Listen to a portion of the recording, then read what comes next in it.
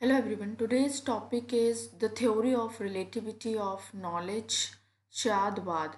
ये अवधारणा जैनिज़्म में बताई गई है। शादवाद एक थियोरी है और आज हम इसे डिस्कस करेंगे कि शादवाद क्या है। The etymology of the word Syadvad. पहले तो ये जो शब्द है, इस शब्द का क्या मतलब है हम देखते हैं। तो Syadvad word is made up of two words, Syad and vad. ये आप जब हिंदी में लिखेंगे तो इस तरह से लिखेंगे, शाद और वाद। तो शाद का क्या मतलब है? शाद मीन्स मे बी, जिसे हम आम भाषा में शायद कहते हैं। ठीक है, तो इसका मतलब है मे बी, यानी हो सकता है। whereas वाद मीन्स assertion। सो अगर हम मिला के शब्द देखें तो Syadvad means assertion of what may be or assertion of possibility, यानी क्या हो सकता है, क्या संभावना है। तो the Sanskrit etymological root of term Syad is perhaps, जैसा कि मैंने आपको बताया, शायद। अब ये तो हो गया कि शायद शब्द का मतलब क्या था। अब क्योंकि इस थियोरी के कॉन्टेक्स्ट में एक बहुत इम्पॉर्टेंट वर्ड है, वो है ने। ने क्या है? According to Jainism everything has infinite quality. ये मैंने जब मैंने जैनिज्म में अनेकांतवाद की वीडियो बनाई थी तो उसमें भी मैंने बताया था कि जैनिज्म के अनुसार, जैन दर्शन के अनुसार जो वस्तुओं की गुण होते हैं वो असीम होते हैं, यानी एक ही वस्तुओं के बहुत सारे गुण होते हैं। Man can acquire knowledge of only one quality of an object at a time. और कोई भी व्यक्ति एक समय में किसी वस्तु की एक ही क्वालिटी को देख सकता है या ऑब्जर्व कर सकता है। The knowledge of ordinary people is incomplete and partial, क्योंकि जो ऑर्डिनरी पीपल हैं, हम और आप हैं, हमारा जो नॉलेज है, जो नॉलेज गेन करने का प्रोसेस है, वो लिमिटेड है, वो पार्शल है। इसलिए हम एक ही नज़र में या एक ही एस्पेक्ट से सारी चीज़ों को नहीं देख सकते, हम सभी क्वालिटीज़ को एक्वायर नहीं कर सकते। ठीक है, तो जैन दर्शन में कहा गया है कि व्यक्ति का जो नॉलेज होता है वो सीमित होता है, वो आंशिक होता है, अपूर्ण होता है, कभी भी पूर्ण नहीं होता। और इसी को हम समझेंगे। So this partial knowledge of the object is called ने। और पॉइंट ऑफ व्यू, कि जैसे एक पॉइंट से ये चीज़ समझ में आ रही है। अब देखिए, जैसे एक टेबल में सपोज एप्पल रखा है, ठीक है, तो हो सकता है मैं जिस डायरेक्शन में बैठी हूँ मुझे वो एप्पल रेड दिख रहा हो, लेकिन रोशनी की वजह से हो सकता है कोई अपोजिट डायरेक्शन में बैठा है, वो उसे ऑरेंज या फिर थोड़ा सा येलोइश दिख रहा हो। ठीक है, सो पॉइंट ऑफ व्यू से, तो ये जो पार्शियल नॉलेज होती है हमारी या आपकी, उसे ने कहा गया है जैन दर्शन में। ने a different perspective of understanding something, यानी किसी चीज को समझने का जो हमारा दृष्टिकोण होता है, विभिन्न प्रकार के जो दृष्टिकोण होते हैं, उसे ने कहा जाता है। These are said to be partial forms of truth। तो इन्हें क्या कहा गया है कि ये सत्य के आंशिक रूप हैं। क्यों? क्योंकि ये पूरी तरह सत्य नहीं है, आप पूर्ण रूप में सत्य को नहीं जान रहे। ठीक है, एक सेब जो मुझे मेरी दृष्टि से लाल दिख रहा है, हो सकता है आधा सेब वो येलो हो, किसी और के पर्सपेक्टिव से वो पीला दिख रहा है। तो मेरा भी जो सत्य है वो आंशिक है और दूसरे का जो सत्य है वो भी आंशिक है। It gives relative truth not absolute. This is important कि हमारी जो नॉलेज है वो एब्सोल्यूट नहीं है, वो रिलेटिव है। ठीक है, कॉन्टेक्स्ट, टाइम, कैटेगरी सब में रिलेट करती है। This Syadvad is the principle of relativity of knowledge. This is important. तो शादवाद किस चीज़ का प्रिंसिपल है? Syadvad is the principle of relativity of knowledge, ज्ञान की सापेक्षता का सिद्धांत है, ज्ञान की सापेक्षता का सिद्धांत है स्यादवाद। The reason for the difference of opinion among people is that they consider their views to be absolutely true and ignore the views of the others. एक जैन दर्शन में बहुत अच्छी बात बताई गई है कि अधिकतर लोगों के बीच मतभेद हो जाता है और लड़ाई हो जाती है, झगड़ा हो जाता है। वो क्यों? क्योंकि लोग अपने विचारों को, अपनी धारणाओं को बिल्कुल पूर्ण रूप से सत्य मानते हैं और दूसरे की जो विचार हैं, जो धारणा है, जो ओपिनियन है, वो उसको इग्नोर कर देते हैं या कहते हैं नहीं तुम्हारा गलत है, हमारा सही है। ठीक है। अब जैन दर्शन में ये बताया गया कि हम इस झगड़े को, इस समस्या को कैसे सॉल्व कर सकते हैं। सो इसके लिए उन्होंने एक एग्जाम्पल दिया है, example of an elephant and 6 blind man, यानी एक हाथी और 6 अंधों का ये उदाहरण है। 6 blind people touch the different parts of an elephant for the purpose of knowing the size of elephant। तो इसमें क्या होता है कि 6 जो अंधे हैं वो हाथी के आकार को जानने के लिए उसके शरीर के अलग अलग अंगों को छूते हैं कि हाथी कैसा दिखता है। ये स्टोरी शायद आपने कहीं और भी सुनी हो क्योंकि ये बहुत फेमस स्टोरी है। The parts of the elephant's body on which a blind puts his hand, he considered that part to be a complete elephant। तो जो अंधा हाथी के जिस शारीरिक अंग में हाथ रख रहा था वो उसे पूरा हाथी समझ रहा था। सो देखिए, who holds the feet of an elephant thinks of elephant as a pillar, who touched the trunk of an elephant tells the elephant to be a dragon। तो आप ये देखो कि जिसने उसके पैर को छुआ उसने कहा कि वो एक पिलर जैसा है, यानी वो खंबे जैसा है। जिसने उसकी सूंड को छुआ उसने कहा कि ये जिसने उसके ट्रंक को छुआ तो उसने कहा कि ये उसके क्या है, ड्रैगन जैसा है। ठीक है, क्योंकि ड्रैगन की जो गर्दन होती है वो भी ऐसे ही होती है, हाथी की सूंड जैसी। So who touched the tail of an elephant tells the elephant to be like rope। जिसने उसकी पूंछ को छुआ वो कहता है कि रस्सी की तरह है। Who touches the belly of an elephant tells the elephant to be like a wall। जिसने उसके पेट को छुआ, क्योंकि कितना बड़ा एरिया होता है उसके पेट का, तो उसने कहा कि वो दीवार जैसा है। Who touched the head tells elephant to be like chest। जिसने उसके माथे को छुआ उसने कहा कि वो चेस्ट की तरह है। And who touches the ear of an elephant tells the elephant to be like an fan। क्योंकि उसके कान इतने बड़े बड़े होते हैं तो उसने कहा कि वो पंखे की तरह है। तो आप देखिए 6 अलग लोगों ने हाथी के अलग अलग शारीरिक अंग को छुआ और उसके अनुसार उन्होंने हाथी के आकार का अंदाज़ा लगाया। But the knowledge of all the blind is wrong. जितने भी अंधे थे और उनका जो ज्ञान था वो पूर्ण नहीं था। यहाँ पे मैं रॉन्ग के बजाय कहना चाहूँगी कि the knowledge of all blind is partial, वो अधूरा था। गलत तो नहीं था, रॉन्ग वर्ड यहाँ पे नहीं आएगा, पार्शियल था। Because every one has touch particular part of elephant not an elephant. क्योंकि एक अंधे ने सिर्फ उसके एक पार्ट को छुआ, दूसरे ने दूसरे पार्ट को, ना पूरे हाथी को वो नहीं जान पाए। अब ये तो हो गया एग्जाम्पल। अब इसे थ्योरी से कनेक्ट करते हुए पढ़ते हैं। So different philosophical views can also be rational in their own opinion. जैसे कि सारे अंधों की जो नॉलेज थी वो अपने आप में सही थी, क्योंकि उन्होंने जितना समझा उस हिसाब से एक्सप्लेन किया। So that is why in Jain philosophy it has been instructed to add the word syat at the beginning of every name। तो कहते हैं कि उसी तरह जो दूसरों के व्यूज़ होते हैं, फिलोसफिकल व्यूज़ होते हैं, तो अगर हम उनकी स्टार्टिंग में श्यात वर्ड यानी मे बी ऐड कर दें तो शायद कॉन्फ्लिक्ट ना हो।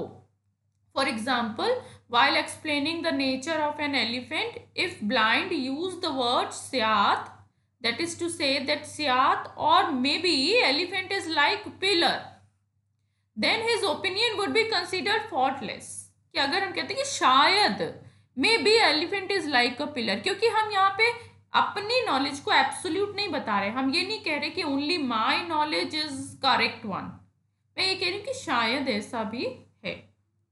Jainism claims that since reality is complex, no single proposition can express the nature of reality fully. Jain दर्शन में विद्वानों का मानना है कि जो वास्तविकता है वो बहुत जटिल है, हम एक तरीके से उसको पूरी तरह नहीं जान सकते, एक पर्सपेक्टिव से, एक एस्पेक्ट से उसको पूरी तरह नहीं जाना जा सकता. Thus, the term syat should be prefixed before each proposition, giving it a conditional point of view and removing any dogmatism in the statement. In such a situation, the word of all the blind would have been correct in their own way. अगर हर कोई अपने preposition के आगे या जो भी उन्होंने statement दिया है उसमें मे बी ऐड कर देंगे तो शायद सभी की नॉलेज को कंसीडर किया जाएगा. Now, in the context of Syadvad, there is a concept of Saptabhangi Nay. This is also important. Saptabhangi Nay क्या है कि किस तरह से हम Syat word को ऐड कर सकते हैं. Syadvad is manifested in the process of Saptabhangi, sevenfold predication. This process ensures that each statement is expressed from 7 different conditional and relative viewpoint. कि हम 7 तरीकों से अपनी ओपिनियन को या अपने स्टेटमेंट को दर्शा सकते हैं. तो फर्स्ट इज स्यात अस्ति. स्यात अस्ति मत यहाँ पे स्यात तो मैं पहले ही बता चुकी हूँ, मे बी, और अस्ति मीन्स होता है इट इज, है. So if it is said that syat और may be wall is red, it will mean that the wall is red in a particular place, time and context. This is an affirmative sentence. कि एक तो हम affirmative sense में चीज़ों को explain कर सकते हैं. अगर हम may be word add कर देते हैं तो इसका मतलब ये है कि हम एक particular place, time and context में उस चीज़ को explain कर रहे हैं. सेकेंड इज स्यात नास्ति, यानी may be it is not. This is negative. So negative advice regarding the table should be like this: स्यात और may B the table is not in this cell. So this does not mean that there is no table in this cell. The word syat refers to the fact that the table of a particular form and color is not present in this cell at the particular time. तो जब हम ये कह रहे हैं कि may be the table is not in this cell, तो हम ये नहीं कह रहे एब्सोल्युटली हम टेबल को डिनाई नहीं कर रहे, हम ये कह रहे हैं कि एक पर्टिकुलर फॉर्म या कलर में एक पर्टिकुलर टाइम में वो टेबल एग्जिस्ट नहीं करती. थर्ड, स्यात अस्ति नास्ति च, इसका प्रोनाउंसिएशन होता है चा. सो स्यात यानी मे बी, अस्ति इट इज, एंड नास्ति it is not. It is a combination of first and second. So the existence of the object may or may not be from another point of view. For example, the picture may or may not be red. कहने का मतलब कि हो सकता है एक ही object एक perspective से एग्जिस्ट कर रहा हो, एक से नहीं. In such a situation only maybe it is and maybe it is not can be used. कि जब आप क्लियर नहीं हो कि the picture may be or may not be red, कि वो लाल हो भी सकता है, वो लाल नहीं भी हो सकता है, कोई घड़ा लाल हो भी सकता है, नहीं भी हो सकता है.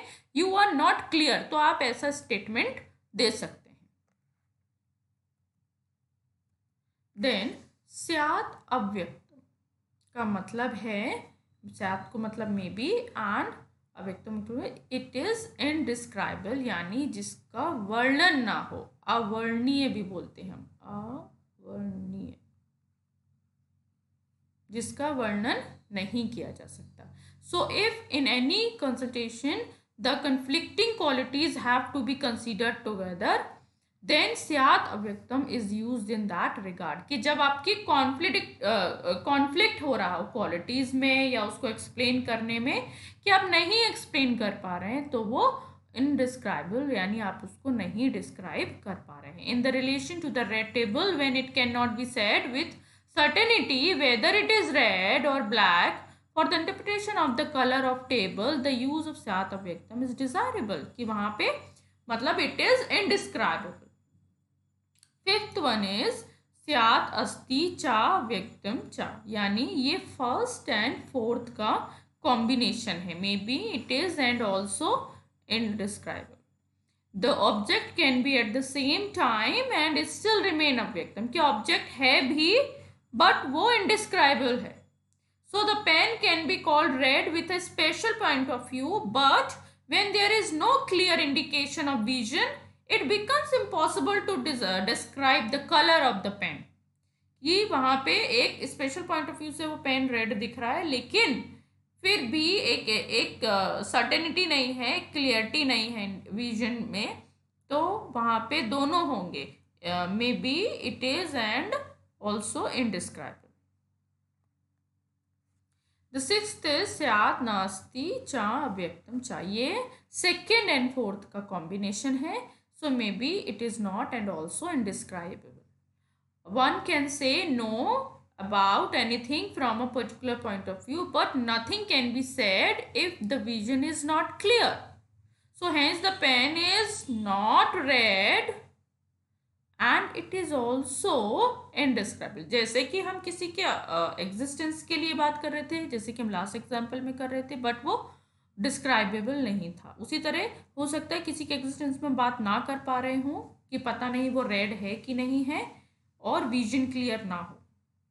नाउ सेवेंथ वन इज स्यात् अस्ति च नास्ति च अव्यक्तम, यानी may be it is and it is not and also indescribable, कि वो है भी नहीं भी और वो इनडिस्क्राइबेबल है. According to this the pen is red from a point of view, it is not red from the second point of view, and when the point of view is ambiguous it is indescribable.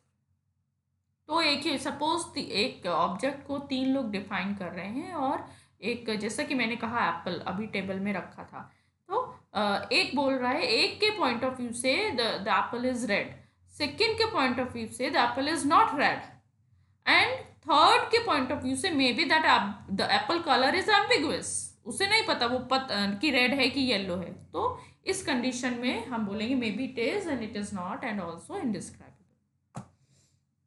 तो इस तरह से ये जो 7 नय हैं, इन्हें सप्तभंगी नय कहा गया है.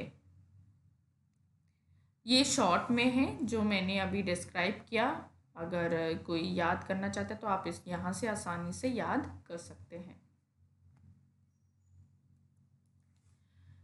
Now in the context of शादवाद, one point is important, that is difference between idealistic relativism and realistic relativism, because Jainism believes relativism. So according to Jainism, knowledge depends on the place, time and context. It is relative, as I said before. Therefore Syadvad is the theory of relativity of knowledge. ये मैंने आपको शुरू में ही बताया कि according to Jainism we cannot perceive the complete reality. So our senses, our knowledge is partial. So there are two types of relativism, idealistic relativism and realistic. According to idealistic relativism, the existence of an object depends on the beholder. The object has no private property.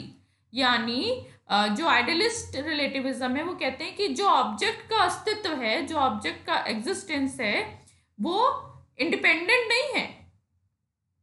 वो क्या है, वो किस पर depend कर रहा है, वो एक्सपीरियंसर पर डिपेंड कर रहा है. आपके माइंड में उसका आइडिया है, तो वो उस पर डिपेंड कर रहा है. So the quality of an object depends on the experience of the experiencer.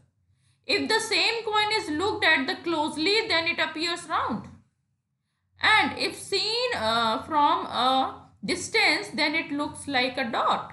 कि बहुत दूर से देखा जा रहा है, आप देखो जब हम एरोप्लेन में ट्रेवल करते हैं तो क्या होता है कि जो ऊपर से हमें जो नीचे जो भी चीज़ें दिखती हैं वो बहुत छोटी छोटी छोटी छोटी सी दिखती हैं। आपने कभी नोटिस किया हो, जो कार होती हैं वो खिलौने की तरह दिखती हैं, और उन्हीं कार को जब हम पास से देखते हैं तो वो कितनी बड़ी दिखती हैं। तो ये तो एक्सपीरियंसर का एक्सपीरियंस पे ऑब्जेक्ट की क्वालिटी डिपेंड करती है according to idealistic relativism. Thus, the size of the coin depends on the mind. In contrast, according to realistic relativism, the property of thing do not depend on beholder, but they are independent of the human mind. लेकिन जो realistic relativism है वो कहता है कि नहीं, कि object mind में डिपेंडेंट नहीं होता। ऑब्जेक्ट की क्वालिटी या ऑब्जेक्ट के बारे में जो भी प्रॉपर्टीज हैं वो माइंड में डिपेंडेंट नहीं होती, वो इंडिपेंडेंट है। ऑब्जेक्ट तो है, तुम उसे देखो या ना देखो, दूर से देखो या पास से देखो, object is there, car is there, whether you are seeing from from your house or whether you are seeing from the aeroplane। आप कहीं से भी देखो या आप बिल्कुल जस्ट उसके पास खड़े होके देखो तो वो ऑब्जेक्ट को वहीं का वहीं है ना। Realistic relativism beliefs in the independent existence of thing.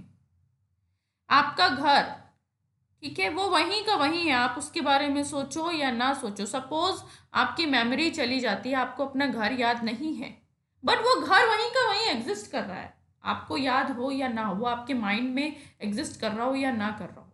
That is realistic relativism.